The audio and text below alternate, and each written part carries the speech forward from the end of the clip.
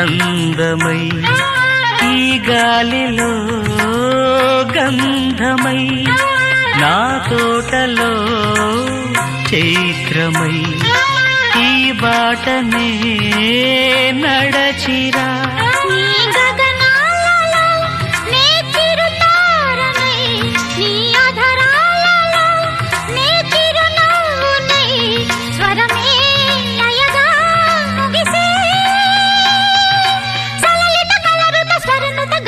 గమకము తెలియకని కీరవాణి చిలకల కలకల పాడలేదు వలపులే తెలుపగా ఇలా రాలిన పువ్వులు వెదజల్లిన తావుల అలికిడి ఎరుగని పిలుపుల అలిగిన మంజుల వాణి కీరవాణి.